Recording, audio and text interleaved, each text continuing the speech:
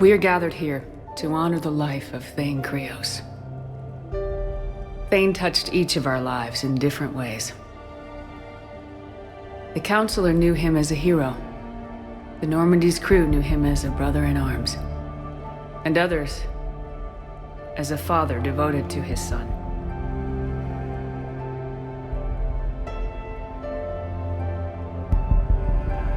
There's an old human saying, whoever saves one life saves the world entire. It's not about a planet, but the value of each of us. I don't know how many times Thane saved my life or I saved his when we were beyond the Omega-4 relay. It all happened pretty fast. But I do know my whole world could have come to an end then. And it didn't.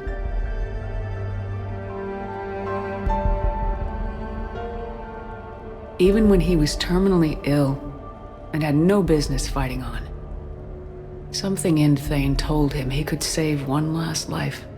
It was not his own. Thane was too selfless for that. The life he chose was someone's whose decisions could, in fact, save worlds entire. Would anyone else like to speak? What I remember about Thane was his confidence. He told me once about how he remembered everything, even every mistake he made. If I did that, I'd be a nervous wreck. Thane kept it under control. It's strange, but the last word I'd label Thane with is assassin. And we covered each other in firefights. That makes him a partner. Thane's last stand was important. But let us also remember why Thane left the Normandy. To keep his son away from a life of crime. Deeds such as these do not go unnoticed by the universe. They echo in all who hear them. That is why I am here.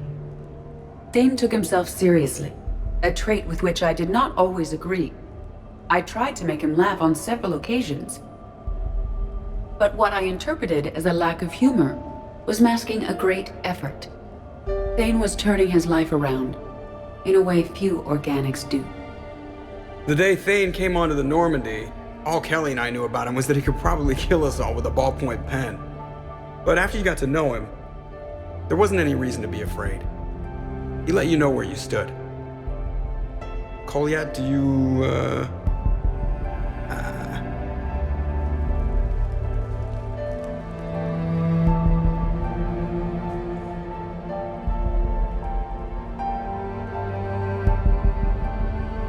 When I was little, I thought my father had it all figured out. He said men must be loyal to their friends and dangerous to their enemies. But when he prevented me from hurting someone, he had changed. He said enemies and ego are not as important as loved ones. I didn't want to hear it. I was lost. I called him a hypocrite in 1,000 different ways, said that he was going soft. Now, I think maybe he did have it all figured out. That's all I can say. If anyone would like to continue, we'll be here. Looks like people are starting to clear out. Commander, thank you for holding this event. In time, it will be a good memory. I don't know if I'll be as philosophical about it. It's still kind of raw. I understand. If you will excuse me, I should take this opportunity to speak with the Counselor. About what? She is feeling grateful, and I want to point out there are some Salarian biologists who need funding. If anyone would be able to create a breakthrough in the treatment of Kepral syndrome, it would be them. If you need someone to hold the Counselor's feet to a fire, I'm there. It's all right, Commander. Counselor Ashiel could use some good press right now. This is the right time for such a favor. Oh, before I go, I was organizing my father's possessions, and I came upon copies of video messages he tried to send you. I sent them to your extranet address. I hope they help more than they hurt. Until we meet again, Commander.